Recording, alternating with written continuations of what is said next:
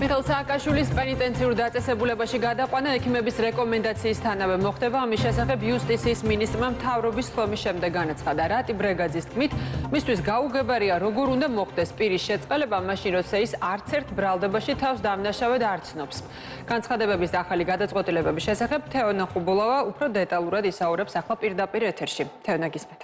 ლიზა, როგორც იცით, მიხეილ სააკაშვილმა დღეს საკუთარ სასამართლოს ხტომაზე, მაშინ როდესაც დისტანციურად ერთვებოდა, გააკეთა არაერთი ხმაურიანი განცხადება და შესაბამისად იქიდან გამომდინარე, რომ დღეს მისი როგორც მსჯავრდებულის უფლებებს იცავს იუსტიციის სამინისტროს პენიტენციური სამსახური და მას ეზრუნავს სწორედ იუსტიციის სამინისტრო, მინისტრმა შეაფასა მისი დღევანდელი განცხადებები და მათ შორის ასევე შეწყალების მოთხოვნა. თქვენ იცით, რომ დღეს მიხეილ სააკაშვილმა 2007 წლის 7 ნოემბრის საქმეზეც ისაუბრა. ეს არის ერთ-ერთი საქმე მის ბრალდების საქმეებს შორის და საკუთარი პასუხისმგებლობა მან პასუხისმგებლობა უფრო სწორედ დააკისრა ბადრი პატარკაშვილს და აი ამ კონტექსტში იუსტიციის მინისტრი რატი ბრეგაძე ამბობს, რომ ის ცდილობს ამით, რომ საკუთარი დანაშაული გადააბრალოს სხვას, რაც შეეხება შეწყალების მოთხოვნას, რომელიც მიხეილ სააკაშვილმა პრეზიდენტის მისამართით გააჟღერა. რატი ბრეგაძემ აღნიშნა, რომ ეს უფრო მეტად გაუგებარი და არათანმიმდევრული არის მისთვის, რადგან მიხეილ სააკაშვილს არასოდეს არც ერთ ეტაპზე არც ერთი მის მიმართ წარდგენილი დანაშაული თუ ბრალი არ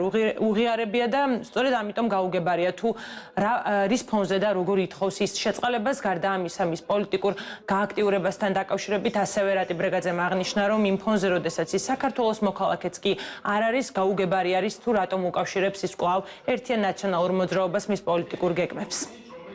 მის მოთხოვნას შეწყალების შესახებ პირდაპირ რომ გითხრათ, ცოტათი არათანმიმდევრულია, ძალიან რბილად რომ ვთქვათ.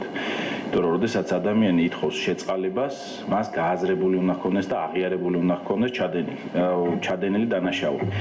და შესაბამისად ეს ადამიანი არათუ აღიარებს ჩადენილ დანაშაულს, არამედ კიდევ ცდილობს გაამართლოს 7 ნოემბერი ის თავსთვის უდანაშაულოდ იმ ქმედებაში, რაც მთელმა მსოფლიომ იხილავ. გულისხმობ მაგალითად იგივე ტელეკომპანია იმედის დარბევას პირდაპირ ეთერში. კარგად უნდა ახსოვდეს ყველას, რომ ამ ადამიანმა საკუთარი ნებით ფაქტობრივად უარი თქვა საქართველოს მოქალაქეობას და ის იყო მთავარსარდალი. ეს ერთი.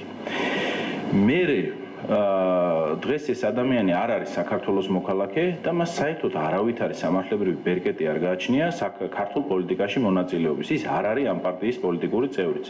შესაბამისად, კიდევ ერთხელ დასტურდება ის, რასაც ჩვენ ყოველთვის ვამბობდით, რომ ნაციონალური მოძრაობა არის არაფორმალურად მართული, მათ შორის უცხო სახელმწიფოს მოქალაქის მიერ პოლიტიკური გაერთიანება, რაც, ვფიქრობ, ნათელი მაგალითია იმისა, თუ როგორი არ უნდა იყოს პოლიტიკური პარტია და ალბათ ქართველი მოსახლეობა კიდევ ერთხელ საქართველოს მოსახლეობა კიდევ ერთხელ საკმაოდ მკაცრ პოლიტიკურ განაჩენს გამოუტანს არაფორმალურად მართულ პოლიტიკურ გაერთიანებას. რაც შეეხება მისი ჯანმრთელობის მდგომარეობას და მის განცხადებებს, გეტყვით ერთს, რომ უსურვებს საუკეთესო ჯანმრთელობას. როგორც კი იქნება ექიმების რეკომენდაცია, ის რა თქმა უნდა გადაყვანილი იქნება პენიტენციურ დაწესებულებაში. მთავრობის ხტომის შემდეგ მედიის წარმომადგენლებისთვის და ასევე საზოგადოებისთვის ცნობილი გახდა ძალიან მნიშვნელოვანი და ახალი ინიციატივის შესახებ, რომელიც ასევე რატი ბრეგაძეს უკავშირდება. მთავრობის დავალებით იქნება, ასე ვთქვათ, სამშენებლო ამნისტია, რომელიც შეეხება ისეთ შენობა ნაგებობებს, რომლებიც აშენებული არის 2024 წლის 1 იანვრამდე, ანუ თუ მაგალითად ფიზიკურ პირს საკუთარ მიწის ნაკვეთზე, საკუთარ ტერიტორიაზე აქვს აშენებული შენობა ნაგებობა, ასე ვთქვათ, უკანონოდ და რომელიც არ აქვს მას რეგისტრირებული, ამ სამშენებლო ამნისტიის მიხედვით იუსტიციის სამინისტრო მას ამ შენობა ნაგებობას რეგისტრირებულად ჩაუთვლის. ეს კი მოხსნის ძალიან დიდ რისკებს, მაგალითად დაჯარიმებასთან დაკავშირებით, დემონტაჟთან დაკავშირებით. დღეს ასეთი შენობა, როგორც იუსტიციის მინისტრმა ჩვენ განგვიმარტა, ქვეყნის მასშტაბით არის საკმაოდ ბევრი, დაახლოებით 1 მილიონამდე პირი ისარგებლებს ამ ინიციატივით და ეს ქმნის დღეს არსებული მდგომარეობა ქმნის საკმაოდ დიდ პრობლემებს. ეს შენობები არ არის რეგისტრირებული, რაც ნიშნავს იმას, რომ არის ხარვეზიანი, უსაბუთო და მათ ეკონომიკურ წარმოებაში ჩაშვებაც ვერ ხდება და ეს ყველაფერი კეთდება ერთი მხრივ იმისათვის, რომ დაცული იყოს, როგორც მან განმარტა, საკუთრების უფლება, მეორე მხრივ კი იმისათვის, რომ აღმოიფროს მომავალში უკანონო მშენებლობები. ინიციატივა შეეხება მილიონზე მეტ ადამიანს და ეს ინიციატივა გავრცელდება მხოლოდ და მხოლოდ იმ ინდივიდუალურ საცხოვრებელ სახლებზე, რომელიც აშენებული იქნება 2024 წლის 1 იანვრამდე. შენობა ნაგებობაზე, რომელიც არის სამშენებლო დოკუმენტაციის გარეშე და ეს შენობა ნაგებობები უნდა იყოს ინდივიდუალური საცხოვრებელი სახლები.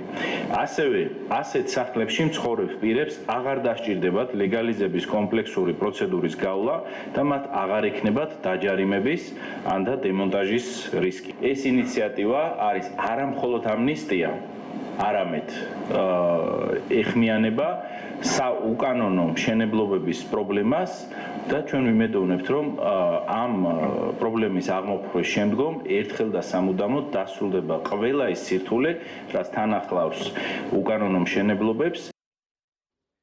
რადგან იუსტიციის მინისტრმა აღნიშნა, რომ შესაბამისი ინიციატივა შეეხება 2024 წლის 1 იანვრამდე აშენებულ შენობა ნაგებობებს, ჩვენ შეგვიძლია ვივარაუდოთ, რომ შესაბამისი საკანონმდებლო აქტი უკვე დეკემბრის პერიოდში გამოიცემა და ამაზე კანონმდებლებს დაჩქარებულად მოუწევთ მსჯელობა, რადგან ეს ვადა იქნა დასახელებული, რაც შეეხება უკვე 2024 წლის შემდეგ, თუ კი ვინმე დაგეგმავს, რომ საკუთარ მიწის ნაკვეთზე განახორციელოს შესაბამისი მშენებლობა, როგორც იუსტიციის მინისტრმა განმარტა, მაშინ მათ უნდა აცნობონ მუნიციპალიტეტს და შემდეგ უკვე კანონის შესაბამისად უნდა მოხდეს ამ შენობა ნაგებობის რეგისტრაცია.